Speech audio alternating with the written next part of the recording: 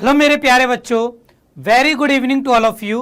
स्वागत है आप सभी प्यारे प्यारे बच्चों का आपके इस प्यारे से channel Deepak sir maths and Doubtnut पर।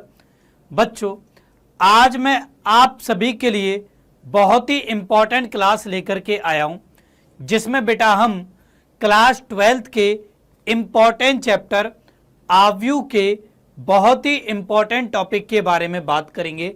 टॉपिक है बेटा आपका व्युत्क्रमणीय आव्यूह व इनके गुणधर्म। ओके बच्चों, ये टॉपिक बेटा आप सभी के बोर्ड एग्जाम के पॉइंट ऑफ व्यू से काफी ज्यादा इंपॉर्टेंट है, इसलिए सभी बच्चों को ध्यान पूर्वक आज की इस क्लास को अटेंड करना है। आज की क्लास बेटा ये आप सबके लिए बहुत ज्यादा इंपॉर्टेंट क्लास होने वाली है। तो चलिए बेटा अब स्टार्ट करते हैं अपनी आज की क्लास को। तो जैसा कि आपको मालूम ही है कि हम लोगों का चैप्टर चल रहा था आव्यूह, और मैंने आपको बेटा बताया था कि ये बहुत ही आसान चैप्टर है। इस चैप्टर के अंदर आप आराम से अच्छे नंबर लेकर के आ सकते हो। इस चैप्टर से लगभग 8 अंक से 10 अंक के प्रश्न एग्जाम में पूछे जाते हैं, और यकीन मानो बेटा यदि आपने इस चैप्टर की हर एक क्लास को अटेंड कर लिया, अच्छे से होमवर्क के क्वेश्चन लगा लिए, देन बेटा ये आपके 8 से 10 नंबर आराम से आ जाएंगे। इनमें आपको ज्यादा दिक्कत नहीं होगी। ठीक है, अब देखो इस चैप्टर के अंदर कौन कौन से टॉपिक आपको पढ़ने होते हैं।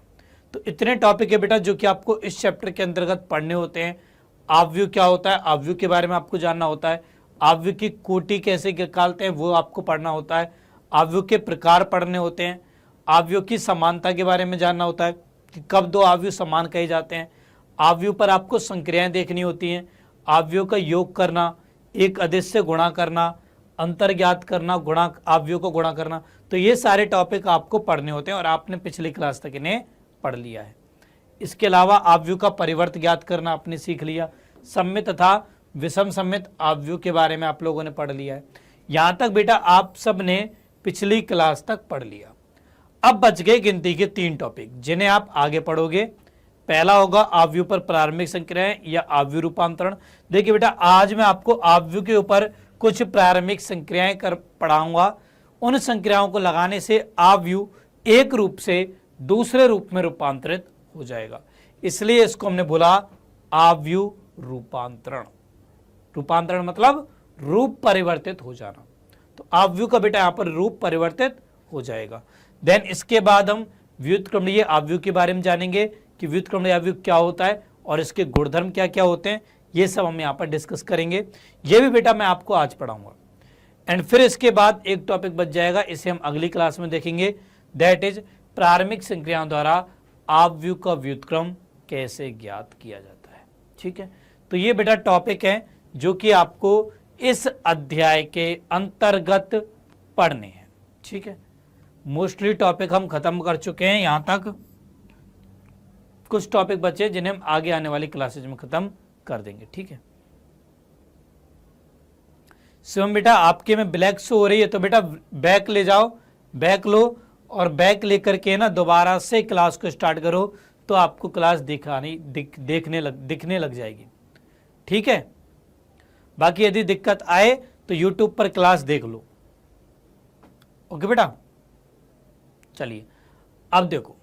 अब जैसा कि बेटा मैंने आपको पिछली क्लास में सम्मित और विषम सम्मित आव्यूह के बारे में बताया था, वहां पर हमने सम्मित और विषम सम्मित के गुणधर्म भी देखे थे। अच्छा, उस गुणधर्म के में हमने एक गुणधर्म देखा था कि हम किसी आव्यूह को एक सम्मित और एक विषम सम्मित आव्यूह के योगफल के रूप में व्यक्त कर सकते हैं, और इससे रिलेटेड एक क्वेश्चन मैंने आपको होमवर्क के तौर पर भी दिया था।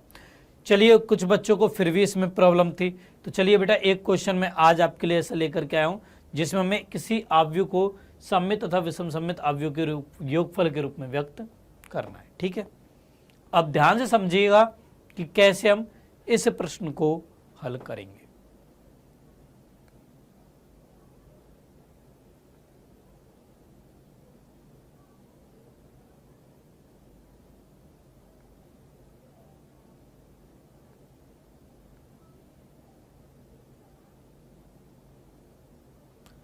हाँ, तुरंत के तुरंत आ जाया करो शिवम बेटा। फिर रिमझिम बेटा कौन सा क्वेश्चन?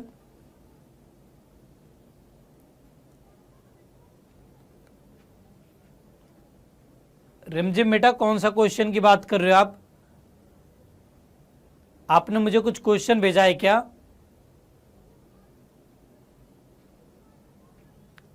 बताओ रिमझिम, आपने कोई क्वेश्चन भेजा है क्या मुझे?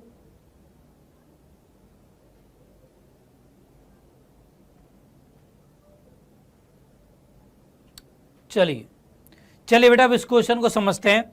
यहां पर देखो हमारे पास एक आव्यूह दिया गया ए, इससे हमें एक सममित आव्यूह तथा एक विषम सममित आव्यूह के योगफल के रूप में व्यक्त करना है। अब देखो बेटा इसको हम कैसे एक योगफल के रूप में व्यक्त करेंगे, ठीक है।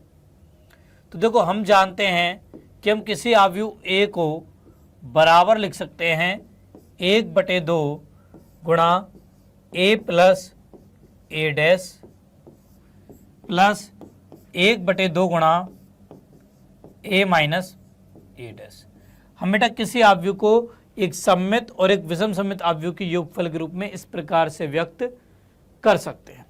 अब यहां पर मुझे दिखाना है कि ये जो आव्यूह ए है ये किन सममित और विषम सममित आव्यूह का योगफल है, मुझे व्यक्त करना है, ठीक है। मेरे व्हाट्सएप पर भेजा है, ठीक है बेटा, मैं देख लूंगा क्लास के बाद। क्लास के बाद एक बार और रिमझिम बेटा मुझे याद दिला दीजिएगा, ठीक है।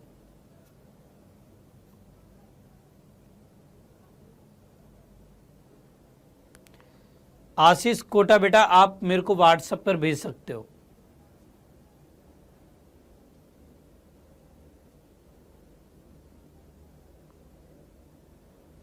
नहीं शिवम बेटा मैंने देखा नहीं, देख लूंगा, चलो मैं देख लूंगा, चलो बेटा मैं, ओके।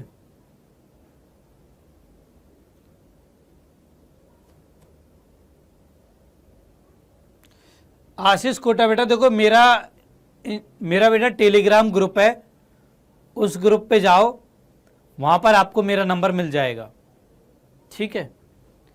टेलीग्राम ग्रुप पर जाइए, उसको ज्वाइन करिए, वहां पर मेरा नंबर मिल जाएगा बेटा। आशीष बेटा टेलीग्राम ग्रुप पर जाइए, उसको ज्वाइन करिए, वहां पर मेरा नंबर मिल जाएगा, ओके। चलिए बेटा अब देखो इसको कैसे सॉल्व करेंगे। तो यहां पर हमारे पास ए आव्यूह तो है, अब मैं यहां पे निकालूंगा ए का परिवर्त ए डैश। देखिए ए डैश क्या होगा, तो ये हो जाएगा 3 3 -1 -2 -2 1 -4 -5 2, ये बेटा बन जाएगा, ठीक है। अब यहां पर निकालेंगे बेटा हम ए प्लस ए डैश।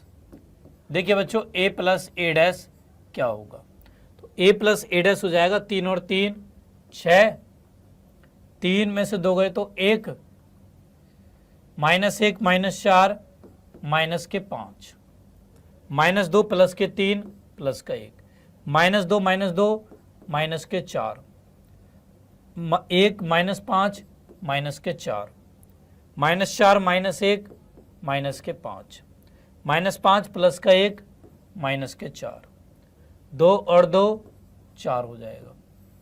ये आ गया बेटा a plus A dash, okay. अब देखिए यहां से 1/2 गुणा a प्लस ए डैश क्या होगा, तो ये बराबर हो जाएगा 1/2 गुणा 6 1 -5 1 -4 -4 -5 -4 4, ठीक है।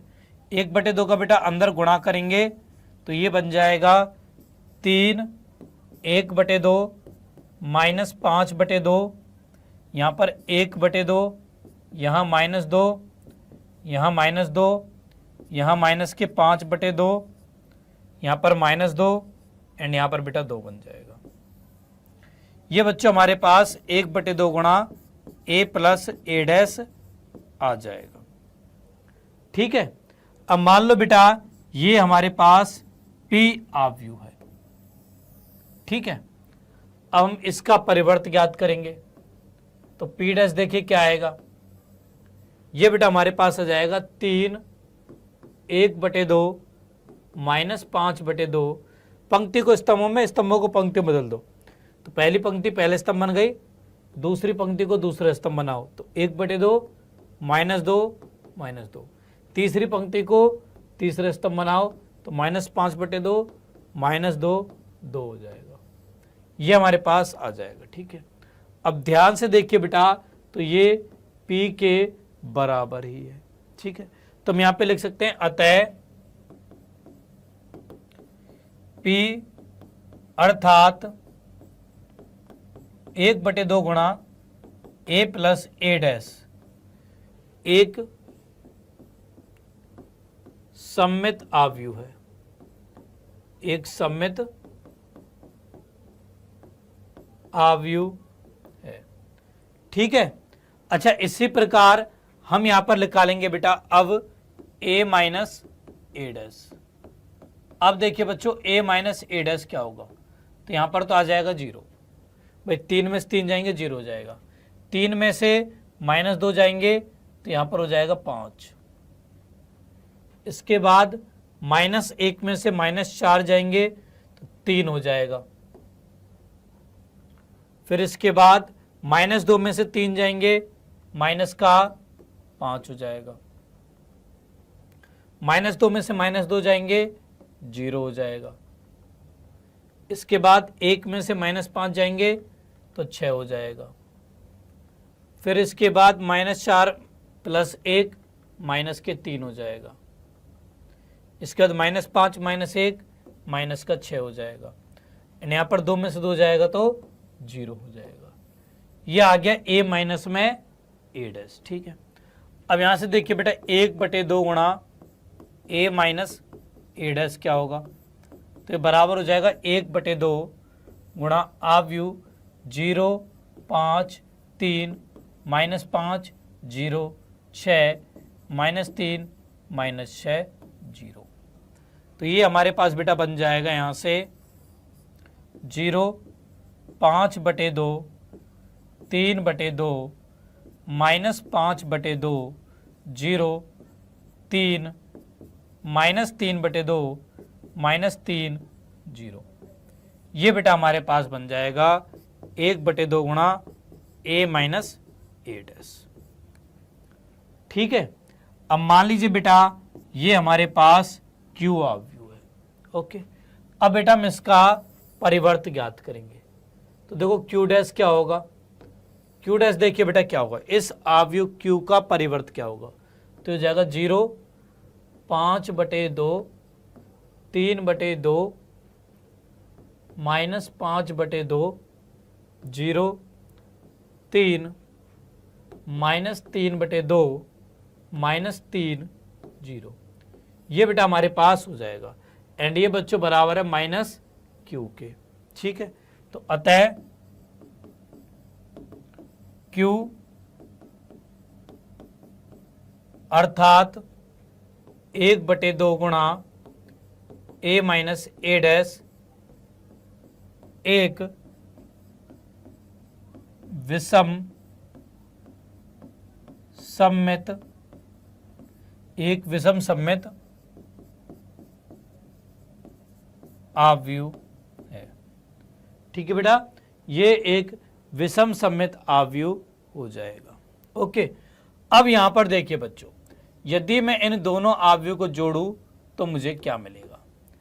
P जो कि एक सममित आव्यूह है, Q जो कि एक विषम सममित आव्यूह है, इन दोनों आव्यूह को यदि मैं जोड़ूं तो देखिए बेटा क्या मिलेगा।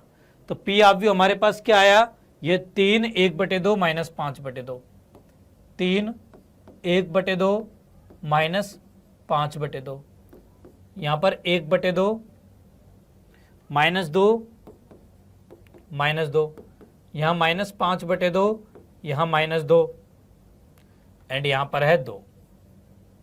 ठीक है, प्लस Q क्या आया 0 5/2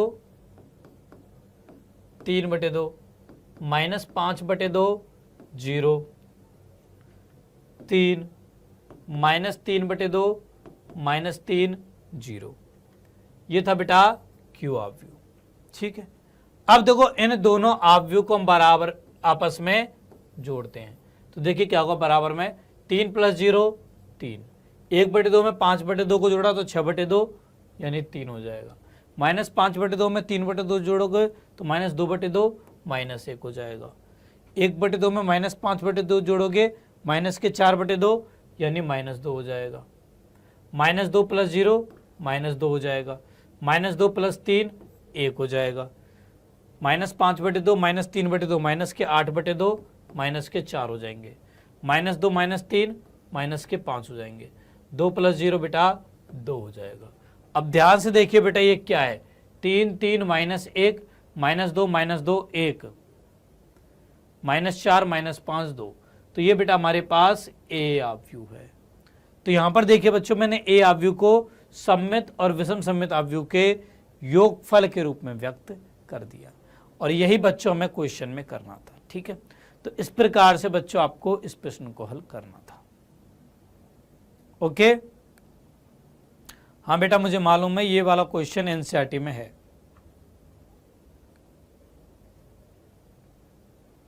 ओके, क्लियर एवरीवन, सबको समझ में आ गया बेटा। देखिए क्या किया यहाँ पर हमने, सबसे पहले बेटा हमें ए आव्यूह दिया गया था, हम जानते हैं हम किसी आव्यूह ए को इस तरीके से लिख सकते हैं। अब ए डैश हमने निकाला, फिर इसके बाद बेटा हमने ए प्लस ए डैश किया, इसके बाद हमने 1/2 गुणा ए प्लस ए डैश निकाला।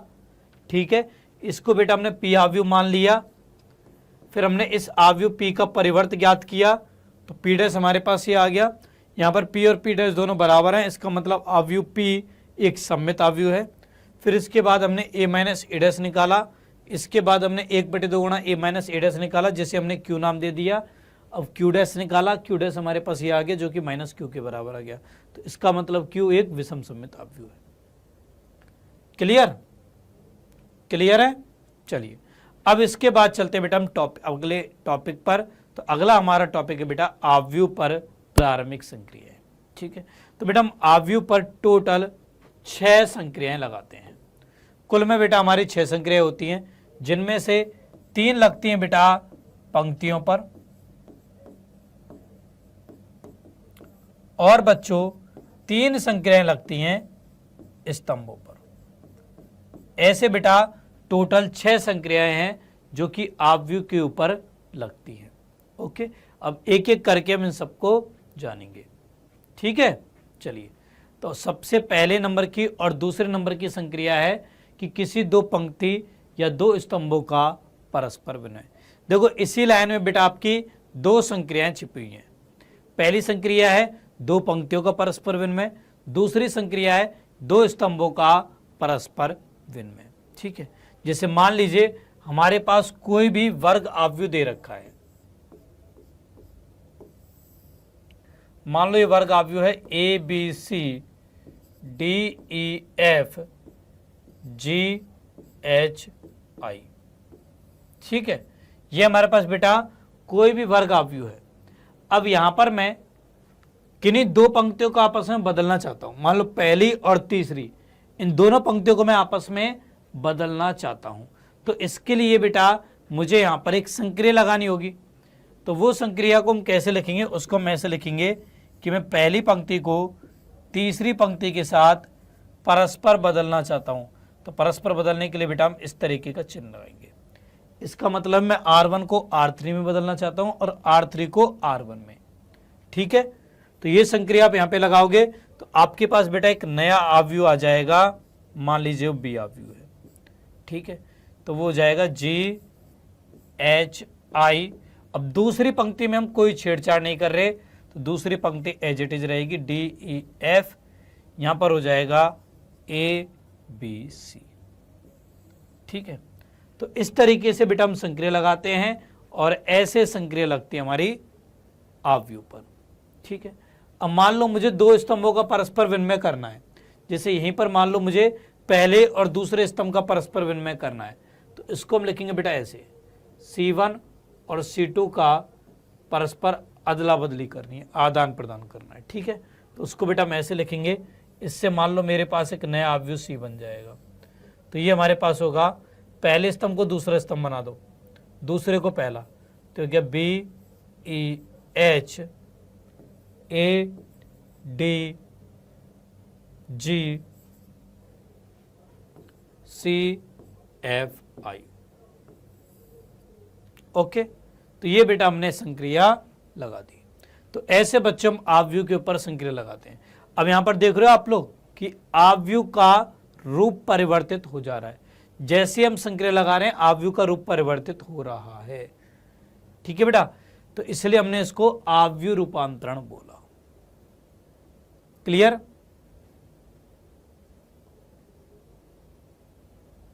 सर मेरे YouTube के टेस्ट के लिंक में कुछ एरर हो गया है, क्या करूं? बेटा दोबारा से क्लिक कर लो, दोबारा से क्लिक कर लो। चैट में भी बेटा लिंक दे रखा है, डिस्क्रिप्शन में भी दे रखा है और कमेंट सेक्शन में भी है। ठीक है। Hello Piyush Sharma, good evening बेटा, गुड इवनिंग। क्लियर बच्चों? तो दो पंक्तियां दो स्तंभों के परस्पर विनिमय को हम इस तरीके से लिखते हैं। ठीक है, जैसे और एग्जाम्पल देता हूं। मान लीजिए बेटा हमारे पास कोई आव्यूह ए है। अब की बार मान लो इस आव्यूह ए में 1 2 3 -1 -2 -4 5 6 7 ये लिखा हुआ है। ठीक है, अब यहां पर बेटा मैं पहली पंक्ति को दूसरी पंक्ति के साथ बदलना चाहता हूं और दूसरी को पहली के साथ। तो यहां से हमारे पास एक नया अवयव बी बनेगा। ये क्या होगा? पहली को दूसरी की जगह लिख दो और दूसरी को पहले की जगह। तो क्या -1 -2 -4 1 2 3 5 6 7। ठीक है, तो ऐसे बेटा हम संक्रिया लगाते हैं। मुझे उम्मीद है कि आप सभी को ये पहली और दूसरी संक्रिया अच्छे समझ में आ गई होगी। पहली संक्रिया है दो पंक्तियों का परस्पर विनिमय, दूसरी संक्रिया है दो स्तंभों का परस्पर विनिमय। लॉगिन नहीं होता है तो लॉगिन कर लिया करो ना मोबाइल नंबर से बेटा। उसमें मोबाइल नंबर, नाम, बस ये दो डिटेल भरनी होती है, लॉगिन हो जाता है। तो अपना मोबाइल नंबर भर दो। ओके, चलिए, तो ये तो थी दो संक्रिया। अब चलते हैं अगली तीसरे और चौथे नंबर की संक्रिया पर। अब जो बेटा पंक्ति पे लगती है वही सेम संक्रिया स्तंभ पे भी लगती है। तो कुल मिलाकर होने को तो 6 संक्रियाएं हैं, बट मोटे तौर पर वो 3 ही है। 3 में एक पंक्ति स्तंभ पे लगती है, दूसरी पंक्ति स्तंभ पे, तीसरी पंक्ति स्तंभ पे। ठीक है, जैसे यहाँ पर देखो ये तीसरे और चौथे नंबर की संक्रिया। अब ये क्या कह रही है? ये कह रही है कि किसी पंक्ति या स्तंभ के अवयवों को एक सुनिश्चित संख्या से गुणा करना। ठीक है, जैसे मान लीजिए बेटा हमारे पास कोई आव्यूह ए है। मान लो 1 2 3 4 5 6 7 8 9, ये बेटा हमारे पास कोई आव्यूह ए है। अब मैं इस आव्यूह की दूसरी पंक्ति के अवयवों को एक अचर राशि, शून्येतर राशि के से गुणा करता हूं। ठीक है, तो उसको बेटा कैसे लिखूंगा? तो यहां पर बच्चों हम दूसरी पंक्ति में परिवर्तन करना चाहते हैं। क्या परिवर्तन करना चाहते हैं कि दूसरी पंक्ति में हम के का गुणा करना चाहते हैं। तो उसको बेटा हम ऐसे लिखेंगे। इसको पढ़ते कैसे हैं? इसको ऐसे पढ़ते हैं कि R2 में परिवर्तन हो रहा है इस प्रकार कि K गुणा R2। ठीक है, मतलब R2 के प्रत्येक अवयव में K का गुणा करना है। तो इससे हमारे पास एक नया अवयव B बन जाएगा। ये बनेगा, देखो पहली और तीसरी पंक्ति में कोई परिवर्तन नहीं है तो वो तो एज इट इज लिख जाएंगे। परिवर्तन है केवल दूसरी पंक्ति में जिसमें हमें K का गुणा करना है। तो ये हो जाएगा 4K 5K 6K। ओके बेटा, तो ऐसे हम किसी पंक्ति के अवयवों को एक शून्येतर संख्या से गुणा करते हैं। सेम ये संक्रिया हम भाग पे भी, उस पे स्तंभ पे भी लगा सकते हैं। अब स्तंभ में मान लो मुझे दूसरे स्तंभ में 3 का गुणा करना है, तो उसको कैसे लिखूंगा? भाई C2 में परिवर्तन करना है, C2 में मुझे 3 का गुणा करना है। तो हमारे पास एक नया अवयव C आ जाएगा। अब पहले स्तंभ में कोई चीज नहीं तो 1 4 7, तीसरे स्तंभ में कोई चीज नहीं तो 3 6 9, दूसरे में 3 का गुणा करना है तो 2 3 6, 5 3 15, 8 3 24, ये बेटा बन जाएगा। ठीक है, तो ऐसे बच्चों हम आव्यूह पर संक्रियाएं लगाते हैं। ये बेटा तीसरे और चौथे नंबर की संक्रिया हो गई।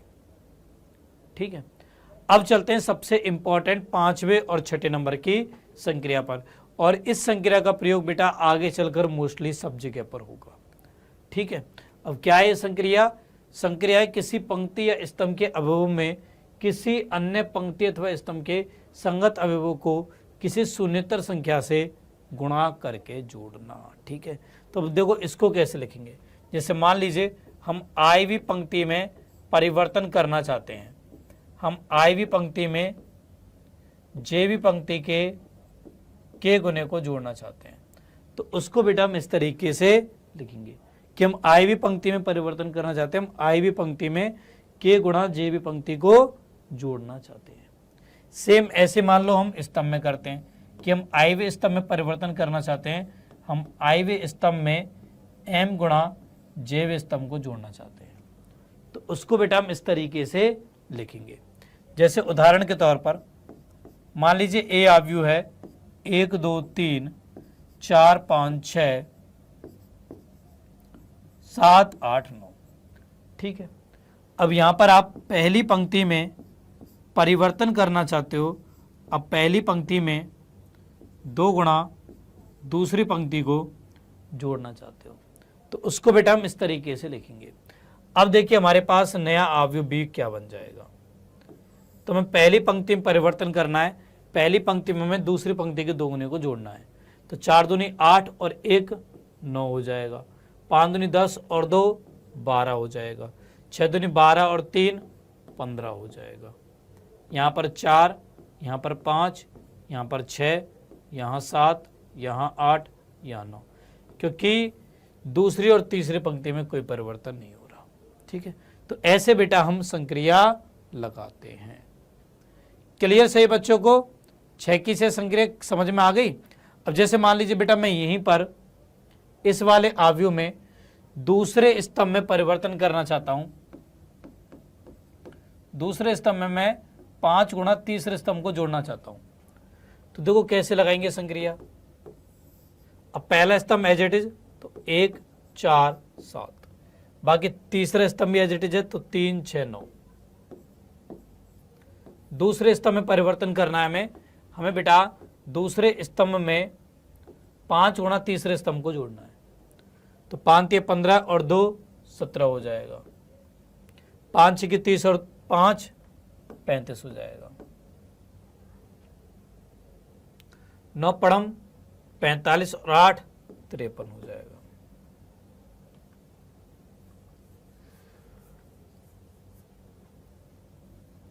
ठीक है बेटा, तो ये हमारे पास बच्चों बन जाएगा।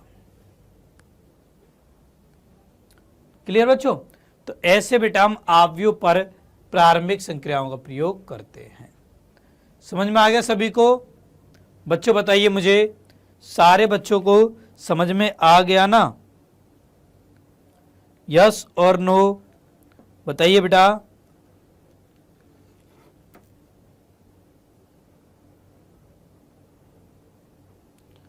सभी को समझ में आ गया?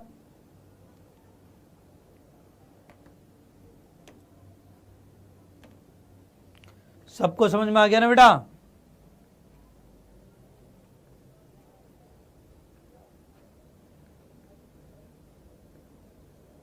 Yes sir, yes sir, okay बेटा। चलिए एक बार और फिर से बता रहा हूं। जैसे मान लीजिए बेटा हमारे पास सेम यही अवयव दिया गया है। अब इस अवयव के मैं पहले स्तंभ में परिवर्तन करना चाहता हूं, मैं पहले स्तंभ में से तीसरे स्तंभ को घटाना चाहता हूं, तो उसको मैं कैसे लिखूंगा? उसको मैं ऐसे लिखूंगा कि भाई पहले स्तंभ में परिवर्तन करना है, हमें पहले स्तंभ में से तीसरे स्तंभ को घटाना है। तो हमारे पास देखो एक नया अवयव डी बनेगा। क्या अवयव बनेगा? पहले में से तीसरे को घटाना है, पहले में परिवर्तन करना है, तो 1 में से 3 गए माइनस के 2, 4 में से 6 गए माइनस के 2, 7 में से 9 गए माइनस के 2। दूसरा स्तंभ एज इट इज हो जाएगा 2 5 8, तीसरा स्तंभ एज इट इज हो जाएगा 3 6 9। क्लियर? तो ऐसे बेटा हम संक्रिया लगाते हैं। ठीक है बच्चों, क्लियर है? सही बच्चों को क्लियर हो गई सारी संक्रियाएं? अब सभी बच्चे मेरे साथ मिलकर के इन सभी संक्रियाओं को रिवाइज करेंगे। तो बेटा पहले और दूसरे नंबर की संक्रिया थी जिसमें हम किसी अवयव में किसी पंक्ति अथवा स्तंभ का परस्पर आपस में विनिमय करते हैं, अदला बदली करते हैं। ठीक है, ये पहले और दूसरे नंबर की संक्रिया थी।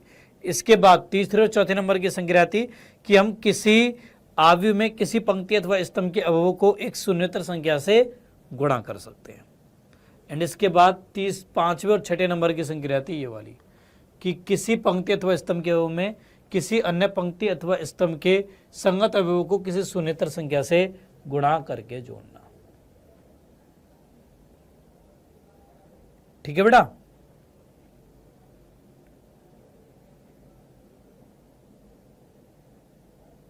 क्लियर बच्चों? चलिए अब इसके बाद चलते हैं बेटा हमारे अगले टॉपिक पर। अगला टॉपिक है हमारा व्युत्क्रमणीय आव्यूह। ठीक है, अब व्युत्क्रमणीय आव्यूह क्या होता है ये अब बेटा यहां पर समझते हैं। ठीक है, तो मान लीजिए बेटा हमारे पास कोई एक वर्ग आव्यूह ए है, माना ए कोई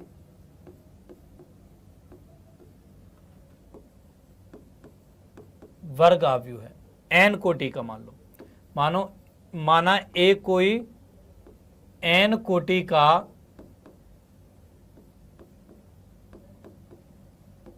वर्ग आव्यूह है। ठीक है, तथा एक अन्य आव्यूह बी इस प्रकार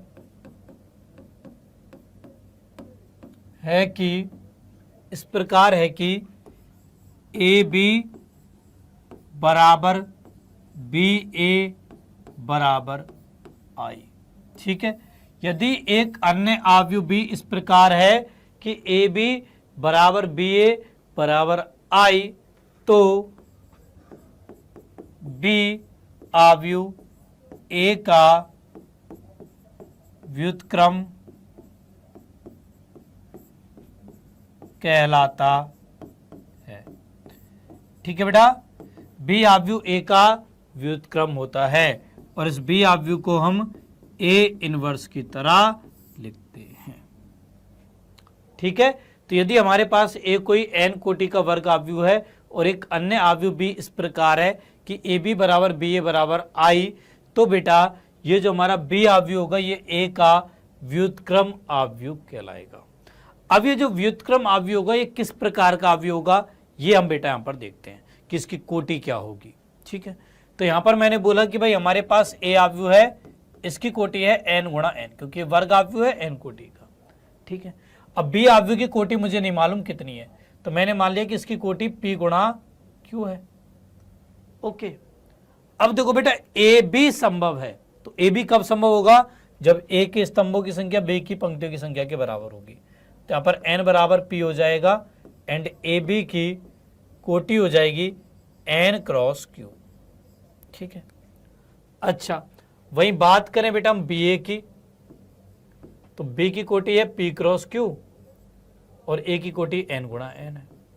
अब चूंकि यहां पर बी ए भी परिभाषित है, तो बी के स्तंभों की संख्या ए की पंक्तियों की संख्या के बराबर होनी चाहिए, तो क्यू बराबर हो जाएगा एन के।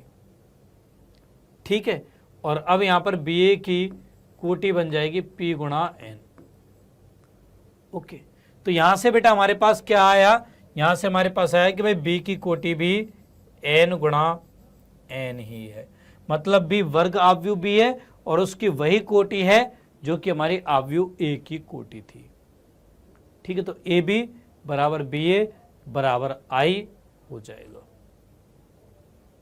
ओके बेटा, तो यदि हमारे पास कोई अन्य आव्यूह बी इस प्रकार है जिसके लिए ए बी बराबर बी ए बराबर आई, तो आव्यूह बी ए का व्युत्क्रम आव्यूह होगा। ओके, चलिए अब यहां पर मैं आपको एक एग्जाम्पल के द्वारा इसे समझा देता हूं। जैसे मान लीजिए हमारे पास कोई एक आव्यूह ए है, कोई आव्यूह ए है बेटा, ये मान लीजिए हमारे पास है 3 2 4 3, ये हमारे पास बेटा एक आव्यूह ए है और एक अन्य आव्यूह बी बच्चों हमारे पास इस प्रकार है, ये है 3 -2 -4 3। ठीक है, अब देखो इन दोनों आव्यूह का हम यहां पर गुणा करते हैं ए बी, देखिए क्या आएगा, क्योंकि 3 2 4 3, इसका गुणा होगा 3 -2 -4 3 के साथ, तो ये हो जाएगा 3 3 9, 9 में से 8 गए 1, -6 + 6 0, 12 - 12 0, माइनस के 8 प्लस के 9, ये हो जाएगा बेटा 1। तो ये हमारे पास i के बराबर आ जाएगा। ओके, ए भी बराबर क्या आ गया बेटा i। सेम इसी तरीके से यहाँ पर आप बी ए ज्ञात करोगे, तो बी ए क्या होगा, ये हो जाएगा 3 -2 -4 3, इसका गुणा होगा ए आव्यूह के साथ, तो हो गया 3 2 4 3, ठीक है। गुणा होगा, ये हो जाएगा 3 3 9 में से 8 गए 1, 6 में से 6 गए 0, 12 में 12 0, माइनस के 8 प्लस के 9, तो ये भी 1 हो जाएगा। तो ये भी हमारे पास i के बराबर आ जाएगा। तो ए बी बराबर बी ए बराबर i बेटा हो जाएगा। ओके बेटा, तो इसका मतलब ये जो आव्यूह बी है ना, ये ए का व्युत्क्रम आव्यूह होगा। क्लियर? सर अपना नंबर दीजिए। बेटा मेरा नंबर चाहिए ना आपको, तो आप सब मेरे टेलीग्राम ग्रुप को ज्वाइन कर लीजिए, वहां पर आपको मेरा नंबर मिल जाएगा। ठीक है, टेलीग्राम ग्रुप को ज्वाइन कर लीजिए, वहां पर नंबर मिल जाएगा। नहीं तो चलो मैं आपको अपना नंबर बता देता हूं, जल्दी से आप लोग अपना मेरा नंबर लिख लीजिए। सारे बच्चे जल्दी से मेरा नंबर लिख लीजिए, जिस बच्चे को भी नंबर लिखना है।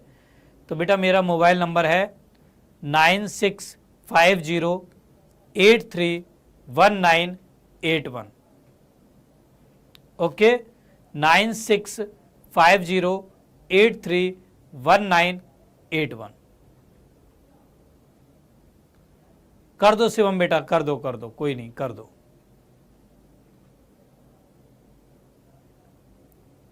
बेटा, कर दो, कोई बात नहीं, बच्चों का भला ही होगा, कोई नहीं, कर दो।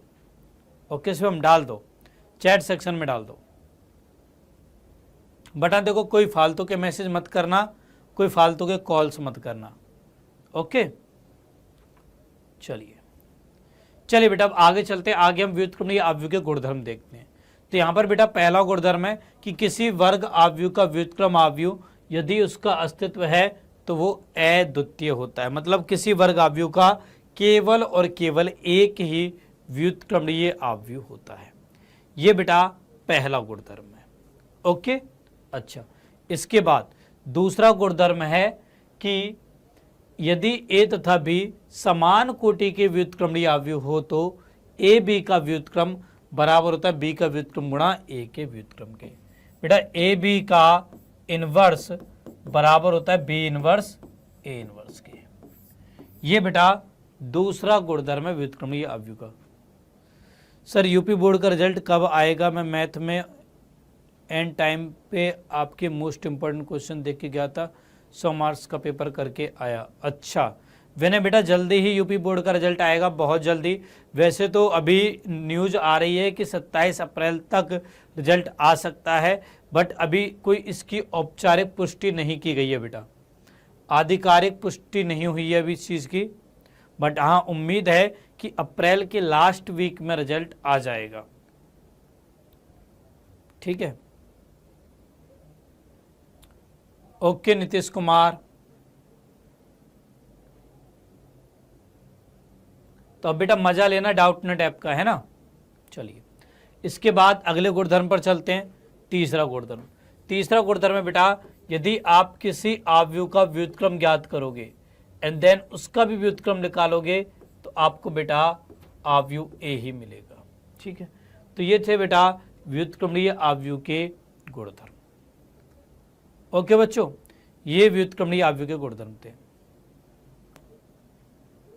नहीं बेटा अप्रैल लास्ट तक आ जाएगा ऐसा बोला गया है। बाकी तो भाई बोर्ड वाले हैं, उनका कुछ कहा नहीं जा सकता, बोलते कुछ है करते कुछ और हैं। ठीक है, वैसे उम्मीद तो यही है कि 27 अप्रैल से पहले आपका रिजल्ट आ जाएगा, क्योंकि बेटा तैयारियां हो चुकी हैं। 31 मार्च तक आपकी कॉपियां चेक हो चुकी थी।